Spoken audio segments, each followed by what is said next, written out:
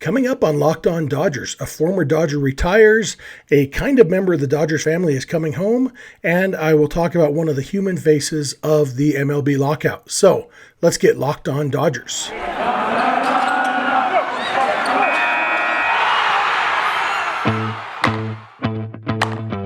You are Locked On Dodgers, your daily Los Angeles Dodgers podcast. Part of the Locked On Podcast Network, your team every day.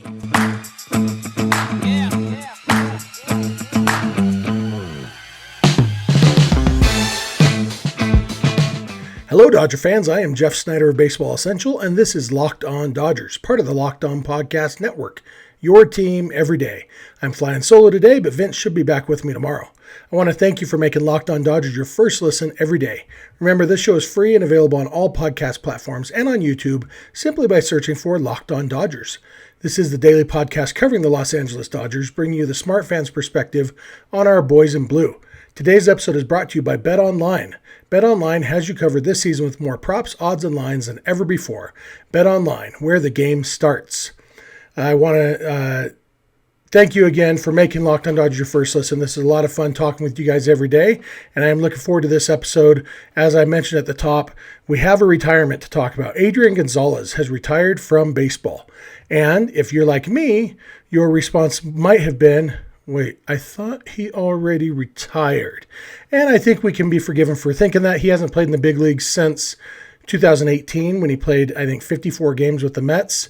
And he played last year in the Mexican League, and he announced like 8 months ago that he would be retiring at the end of the Mexican League season. And so I kind of assumed he had retired, but he hadn't. So now it's official. Adrian Gonzalez has retired. And so I just want to talk a little bit about Adrian Gonzalez because he's one of those guys who was kind of easy to overlook or underappreciate or something, because he, from the time he became a regular in 2006 with the Padres, he never played fewer than 156 games in a season until 2017. Every single year, it was between 156 and all 162. He was just in the lineup every day, and he was really, really good. And then 2017 was kind of the beginning of the end of his career. That year, he started off pretty poorly, and in late April, Jock Peterson got hurt, and Cody Bellinger got called up to replace him in the outfield. And then Jock was only out for the 10 days or so, and Bellinger played so well during that time that Jock was out. I don't know for sure, but it seemed like maybe somebody with the Dodgers suggested Adrian Gonzalez, hey, look, you've got this lingering back issue. Let's put you on the injured list for a little while, get you a little bit of rest. So when Jock came back, Adrian went on the IL to let Bellinger play first base for a little while, and eventually they found time. Adrian was only out for a couple weeks at that point, but that was basically the beginning of the end of his career with the Dodgers, that Cody Bellinger making the splash he did. So Adrian returned a couple weeks later and came back as the Dodgers' primary first baseman. The Dodgers moved Bellinger around in the outfield, and he played some first base. But then Adrian got injured again in June, and he missed more than 2 months that time. And then after he returned in mid-August, he batted .212 with a .637 OPS for the rest of the season. And they actually shut him down with a few games left in the season, not with any specific injury, just shut him down and left him off the postseason rosters. And that was the end of his Dodgers career. The Dodgers traded him after that 2017 season to the Braves in the trade that brought Matt Kemp back to the Dodgers. Adrian had a no-trade clause. He was a 10-5 guy, 10 years in the league and 5 years with the same team. So he had full no-trade rights, but he waived his no-trade clause on the condition that the Braves would release him. And so basically the Braves wanted to get out from under Matt Kemp's contract, basically. And so they traded him. They took Gonzalez and just released him. And like I said, Gonzalez signed with the Mets and played a little bit in 2018, but it didn't work out. And then he didn't play in 2019 or 2020, and he played 2021 in the Mexican League, and that was it. But it's like I said earlier, it's easy to forget how good Adrian Gonzalez was. With the Dodgers, he got MVP votes in each of his first 3 seasons with the team. He was a mentor to Yasiel Puig, which is a big deal. Gonzalez's first full season with the Dodgers was also Puig's rookie year, and Yasiel Puig was a guy who needed a lot of mentoring, and Adrian Gonzalez and Juan Uribe kind of filled that role.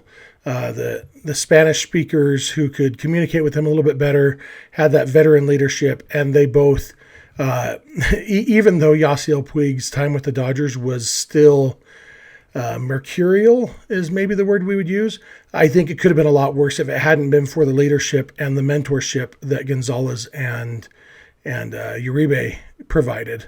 Adrian's best years came with the Padres.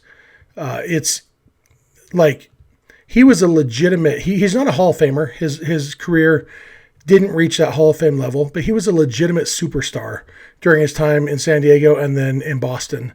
And he was a legitimate star for about a decade. Even once he came to the Dodgers, he was still a star. Dan Shaughnessy, who writes for one of those Boston papers, he doesn't like Adrian Gonzalez, so that's a check in Adrian's favor, if you ask me, because nobody likes Dan Shaughnessy. One interesting, unique thing about Adrian Gonzalez, he homered in his first at-bat with the Dodgers against the Marlins on August 25th, 2012, and in his last at-bat with the Dodgers against the Padres on September 26, 2017. Not many people have done that. And overall, just a great Dodger. And, there was some bitterness or some consternation in 2017 that he wasn't with the team in the postseason. He was on vacation in Europe, and some people saw that as selfishness. Adrian said that he didn't want to be a distraction to the team. Who knows what to believe, but for what Adrian Gonzalez did on the field, he was a very, very valuable Dodger, a likable Dodger, and a guy he was my dad's favorite Dodger for a long time. My son has an Adrian Gonzalez jersey.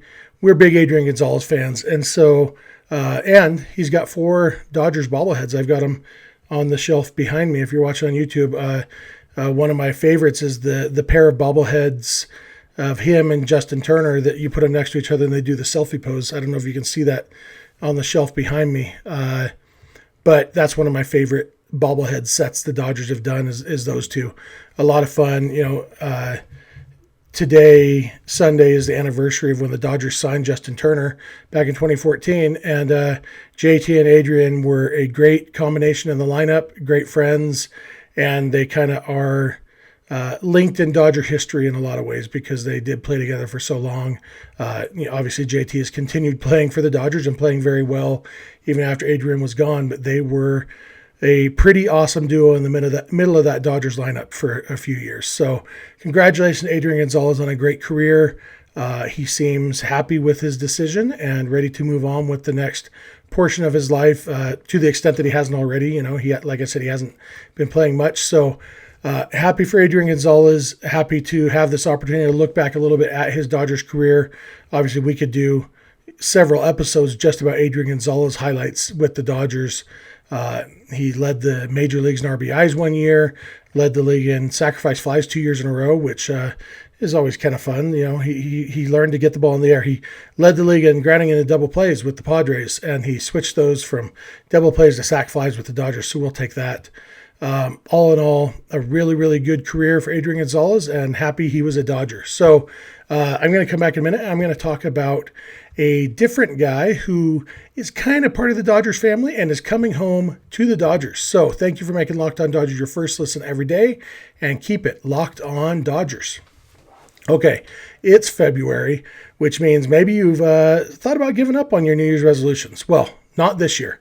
I'm sticking to my resolution. I'm going to try to eat right. I am going to try to get rid of some of this extra girth that I have. And Built Bar makes that a lot easier because I really enjoy eating Built Bars. They also have these Built Bar Puffs. I don't know if you've tried them. If you haven't, you should give them a try. They're basically the first ever protein-infused marshmallow. They're fluffy. They're marshmallowy. They're not just a protein bar. They're a treat. And like all Built Bars, they are covered in 100% real chocolate. Puffs, they got a lot of different flavors. They have a cinnamony churro flavor. They got coconut marshmallow, banana cream pie, a ton of different good flavors. These are going to be your favorite thing. And like all Built Bars, they're low calorie, high protein. You can replace a candy bar or a different gross sugary snack with these Built Bars. Go to built.com and scroll down to the macros chart. You'll be blown away. They're all high protein, low calorie, high fiber, low carb. Just so much better for you than a candy bar, and they taste just as good. At Built Bar, they are all about taste. They make it delicious first, and then they figure out how to make it healthy. I don't know how, but they pull it off every time. So go to Built.com and use promo code LOCKED15, and you will get 15% off your order. That's promo code LOCKED15 for 15% off at Built.com. You want to know another company that I love talking about because I have real experience with them in addition to Built Bar? I'm talking about RockAuto.com. If you own a car, if you ever have to buy auto parts and you're not buying them at RockAuto.com, you are wasting your money. I promise you. You're going to go to RockAuto.com. You just pull up your make and model of car. It'll give you a list of all the parts they have available, and you will see, wow, these are a lot less expensive than what I would pay at the auto parts store. And I don't have to go to the auto parts store. It's a win-win. You just sit at your own chair, at your own desk, on your own computer, or even on your phone if you're one of those fancy young kids who likes to do things on phones, and just order your parts. They'll ship them directly to your door. If you mess up and order the wrong part, it's easy to return them, and you're going to pay less and get the best parts for your car. I don't know what else to tell you. Do it. I've done it. I've saved hundreds and hundreds of dollars using rockauto.com, and you can too. So go to rockauto.com right now and see all the parts available for your car or truck, and write Locked On in their How Did You Hear About Us box so they will know that we sent you. Amazing selection, reliably low prices, all the parts your car will ever need. rockauto.com. Okay, I have returned, and I am going to talk a little bit about a kind of member of the Dodgers family who is coming home. Jose Mota, he was an announcer for the Angels, and he announced a couple days ago that he was leaving the Angels to pursue a different career opportunity, or a new chapter, he said, but he didn't immediately announce his future plans. But we got word this weekend that he's coming to the Dodgers to be part of the Dodgers broadcast team. And we don't really have details on what role he's going to be filling, but it's kind of interesting because he could fill almost any role, because Jose Mota, the reason I say he's kind of a member of the Dodgers family, he is the son of Manny Mota, who is a longtime Dodgers player and coach and legend. Manny Mota is beloved throughout the Dodgers organization. Everybody loves Manny Mota, and Jose Mota is his son, and by all accounts, just as good a person as his dad. But he has worked with the Angels. He was on their Spanish language radio broadcast. He did their English language TV package. So he's done Spanish and English. He's fully bilingual, like really, really good in both languages. And he's done TV and radio. And, you know, it seems like if you could do one, you could do the other. But I think us Dodger fans were a little bit spoiled because Vince Scully was so good at both. But they are two vastly different things. And to be able to do both is really impressive. I used to joke back when, before the Dodgers hired Tim Neverett, and when Charlie Steiner would occasionally do TV games when Joe Davis had to be gone, I used to joke, I like Charlie Steiner a lot more on TV because Charlie's got a pleasant voice and he seems like a nice guy and he knows baseball. He's just not very good at describing what's happening in a game, which as a radio play-by-play guy, that's a big deal because kind of describe what's happening in the game is 100% of that job description.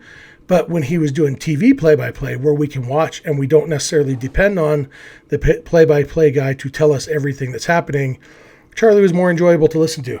But, you know, that's kind of a tangent there. Jose Mota is really good at doing both radio and TV, and he can do it in either language. And there's a few possibilities. You know, the Dodgers on their Spanish language side have openings going on. You know, you've got Jaime Jarrín retiring.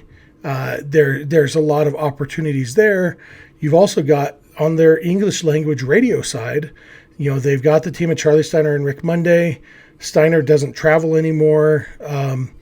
You know, both of those guys are getting a little bit old, and so I wouldn't be surprised to see Jose Mota plug into at least some of those games. You know, you've got Tim Neverett too, who does that too on the radio side. So I'm really interested to see where they do slot in Jose Mota, and I assume they're planning on taking advantage of his versatility and let him do a lot of different things. He's done national play-by-play for Fox in the past, so he could be a guy who fills in for Joe Davis on the TV side instead of Neverett when Joe is doing his college football or his Saturday Fox baseball games or whatever it is that Joe has to do during the season that takes him away from us, Jose Mota could fill in those roles with Oral Hershiser.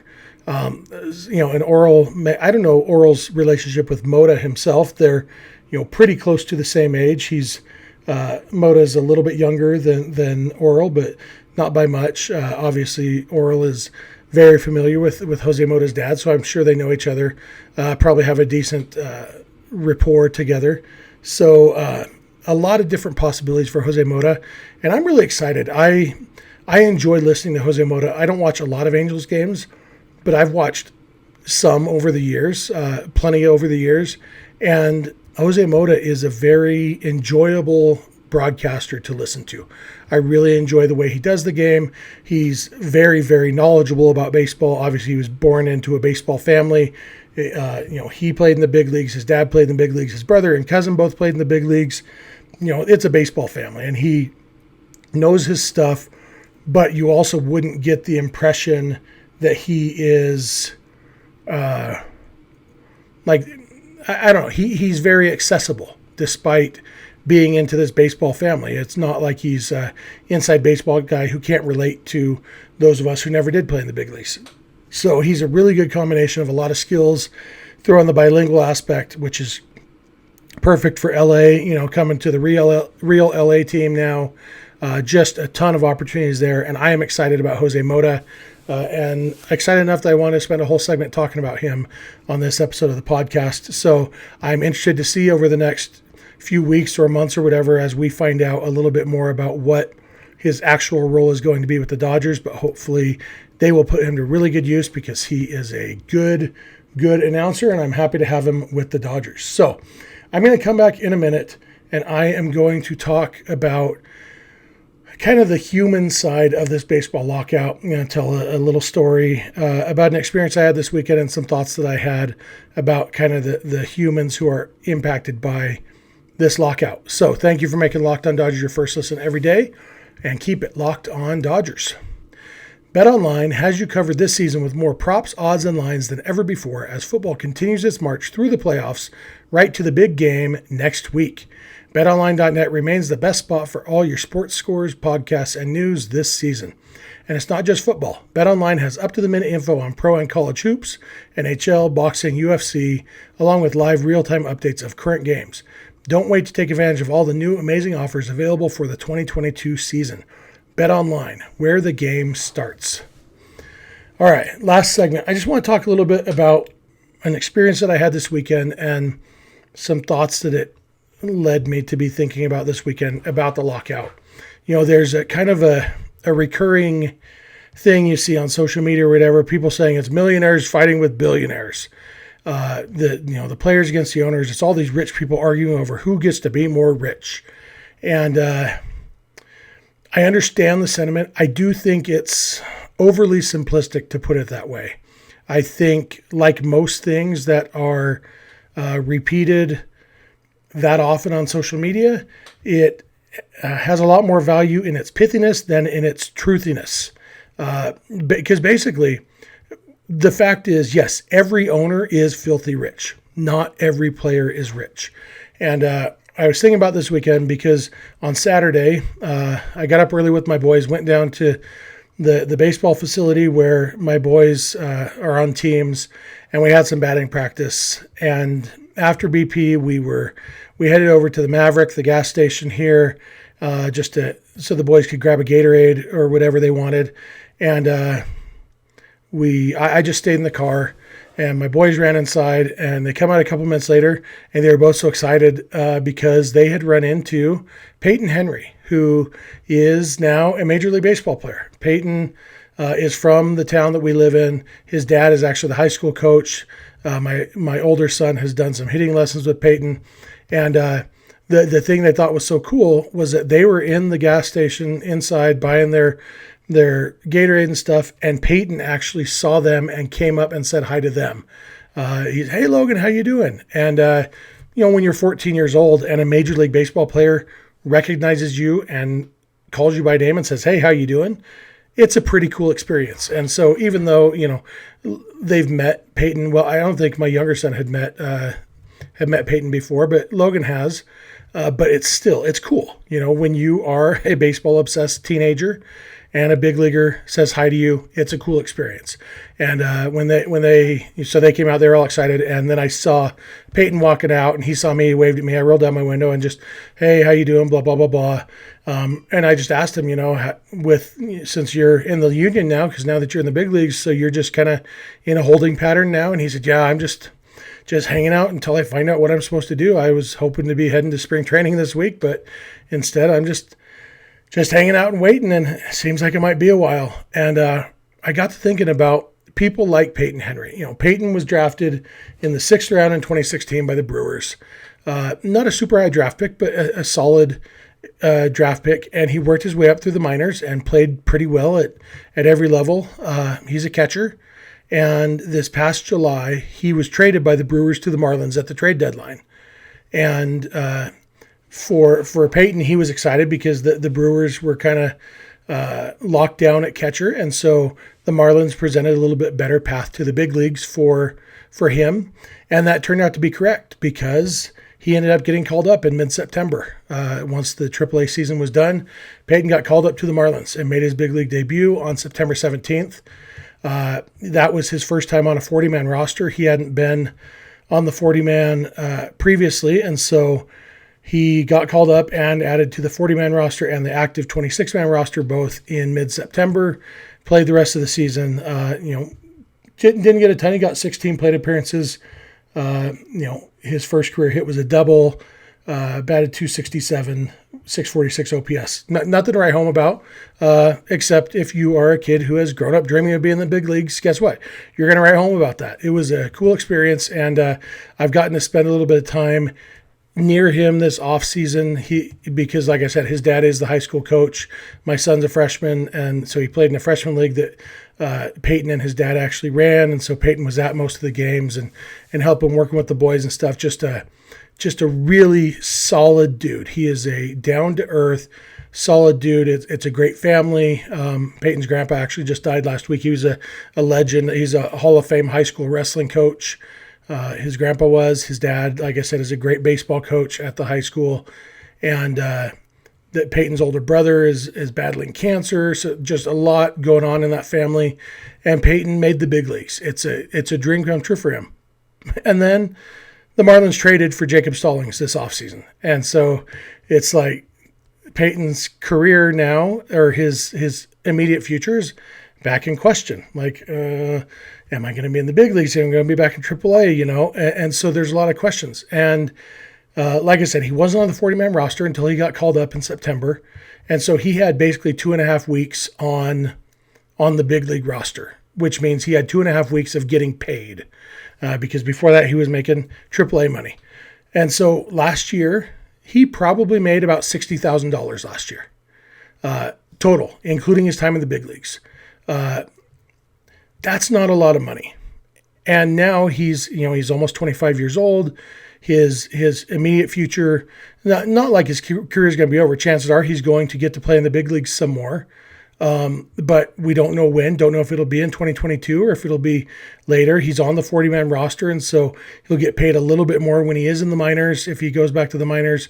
But it's still not, when I see people talking about the millionaires against the billionaires, I think about Peyton Henry, who Peyton Henry right now is not a millionaire. And he's the guy who the players union, at least according to their official statement, that we saw a lot of tweets this weekend from the players that had very similar wording, and so they are united on their messaging. But one of the things they say they want is for younger players to get paid more earlier in their career, and that's great. And obviously, everybody's talking points sound good, and I'm sure that if the players said we're willing to accept a salary cap in exchange for giving more of that money to the younger players, the league would jump all over it. The union, what they want is the younger players to get paid more in addition to the veterans continue to get paid a bunch, not instead of. And so nothing is as simple as it seems. But when you look at the percentage of league revenue that the players are getting has gone down in the last several years.